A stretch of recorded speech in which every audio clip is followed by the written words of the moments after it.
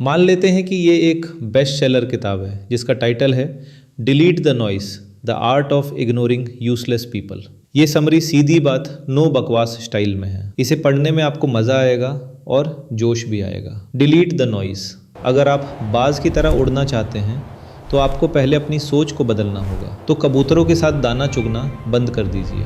आपकी लाइफ कोई public park नहीं है जहां कोई भी आए, टहले, कचरा फैलाए और चला जाए। आपकी लाइफ एक वीआईपी क्लब है। यहाँ एंट्री सिर्फ उनको मिलनी चाहिए जो आपकी वैल्यू बढ़ाए, ना कि वो जो आपकी एनर्जी चूस ले। अगर 2026 में फोड़ना है तो सबसे पहले अपने आसपास की भीड़ कम करनी होगी। फालतू का मतलब सिर्फ दुश्मन नहीं होता, ये वो दीमक हैं जो धीरे धीरे आपको खोखला कर रहे हैं। किताब इन्हें 3 कैटेगरी में बांटती है। The time vampire. इनका कोई लक्ष्य नहीं होता।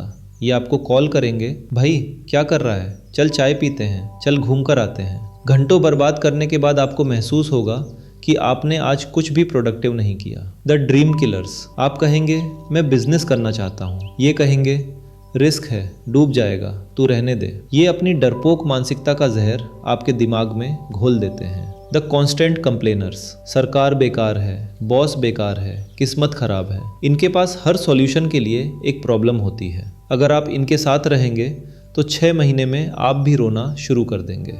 Fast lesson. अपने फ़ोन की कॉन्टैक्ट लिस्ट देखें। जो लोग आपको आगे बढ़ने की बातें नहीं करते, सिर्फ गॉसिप या बुराई करते हैं, वही फालतू हैं। लेखक जिम रॉन का फेमस रूल याद दिलाते हैं, you are the average of the 5 people you spend the most time with. अगर आपके 4 दोस्त शराबी हैं तो 5वें शराबी आप होंगे। अगर आपके 4 दोस्त करोड़पति हैं तो 5वें करोड़पति आप होंगे। ये कोई मोटिवेशन नहीं, ये साइंस है। हम इंसानों का दिमाग मिरर न्यूरॉन्स पर काम करता है। हम अनजाने में अपने दोस्तों की आदतें, बोलने का तरीका और सोच कॉपी करने लगते हैं। अगर आप अमीर बनना चाहते हैं लेकिन आप ऐसे लोगों के साथ उठते बैठते हैं जो 200 रुपये बचाने के लिए 2 घंटे लाइन में लगते हैं, तो आप कभी अमीर नहीं बन पाएंगे। आपकी सोच बचाने वाली हो जाएगी, कमाने वाली नहीं। नो कहने की कला।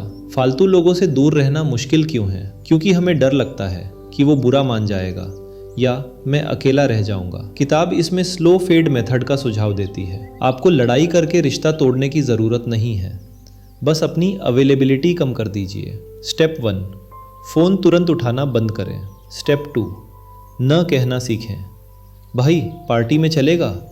सीधा जवाब, नहीं भाई मेरा काम पेंडिंग है, मैं नहीं आ पाऊंगा। स्टेप 3, अपनी प्राइवेसी बढ़ा दें। अपने प्लान्स और गोल्स उनको बताना बंद कर दें जो उसे समझ नहीं सकते। जब आप सस्ती चीज़ों के लिए उपलब्ध नहीं होते, तभी आप महंगी चीज़ों के लिए वक्त निकाल पाते हैं। अकेलेपन की ताकत। ज़्यादातर लोग फालतू लोगों के साथ इसलिए चिपके रहते हैं क्योंकि उन्हें अकेलेपन से डर लगता है। किताब कहती है लोनलीनेस और सॉलिट्यूड में फ़र्क है। लोनलीनेस जब आप दुखी हैं कि कोई पास नहीं है। सॉलिट्यूड जब आप खुश हैं कि आप खुद के साथ हैं और अपने आप को अपग्रेड कर रहे हैं। शेर अकेला चलता है, भेड़ें झुंड में चलती हैं। जब आप फालतू लोगों को हटाते हैं तो एक वैक्यूम बनता है। कुदरत का नियम है कि वो खाली जगह भरेगी, लेकिन इस बार जब नए लोग आएंगे तो वो आपकी नई हाई फ्रीक्वेंसी वाले होंगे।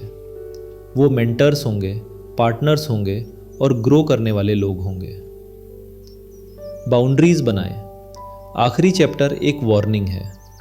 अगर आप सफल होने लगेंगे तो पुराने फालतू लोग वापस आएंगे। वे कहेंगे तू तो बदल गया है, अब तो बड़ा आदमी हो गया है। हाँ, मैं बदल गया हूँ क्योंकि मैं वही रहने के लिए पैदा नहीं हुआ था। अपनी लाइफ के चारों तरफ एक किला बनाएं।